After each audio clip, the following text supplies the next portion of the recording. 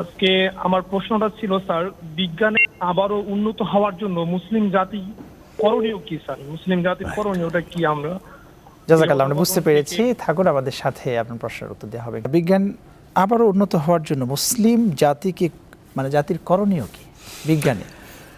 Yes, আমরা কেন পিছিয়ে পড়লাম? আসলে বিজ্ঞানকে যথাযথ গুরুত্ব দেওয়া হয়নি। এখন আমাদের এক নম্বর কাজটি যেটা করতে হবে সেটা হচ্ছে যে বিজ্ঞান যে কী পরিমাণ গুরুত্ব দিয়েছে সেটা আমাদের আগে জানতে হবে, এবং কেন দিয়েছে সেটা জানতে হবে। এই দুটো জিনিস জেনে তারপরে সেই অনুযায়ী আমাদের কাজ করতে হবে।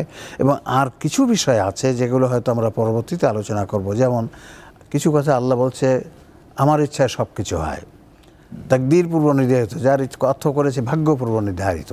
এইসব কথাগুলো আমাদেরকে গবেষণার থেকে দূরে সরে দিয়েছে, যে আমাদের ভাগ্য তাকে ঠিক করা আছে, কাজে গবেষণার কি দরকার? সব কিছু তো আল্লাহর ইচ্ছা হয়, কাজে আমাদেরকে গবেষণার কি দরকার? এইসব বিষয়গুলোর সঠিক তথ্য আমাদেরকে আনতে হবে জাতির সামনে। কোরআন হাদিসের কথা আছে এবং এগুলো যথাযথ ব্যাখ্যা আছে, সেগুলো আসে নাই। ইনশাআল্লাহ আমরা এক সময় সেটা করবো, সামনের সময় ইনশাআল্লাহ। আপনার প্রতিষ্ঠান, আপনাদের প্রতিষ্ঠান কোরআন রিসার্চ ফাউন্ডেশন এবং ইউকা স্কুল এই বিষয়গুলো নিয়ে নিঃসন্দেহে কাজ করছে। আমরা সেই মানুষ তৈরির চেষ্টা করছি ইনশাআল্লাহ। ইনশাআল্লাহ। আপনাকে অসংখ্য ধন্যবাদ। আজকে আপনি আমাদেরকে সময় দিয়েছেন। খুব গুরুত্বপূর্ণ একটি বিষয় নিয়ে আমরা আলোচনা করছিলাম, যে ইসলামে বিজ্ঞানের গুরুত্ব আছে না নাই। তো আপনার আলোচনায় আমরা শুনলাম যে কোরআনের সুন্নাহর বক্তব্য এবং কমন সেন্সের আদলে খুব চমৎকারভাবে আপনি উপস্থাপন করেছেন।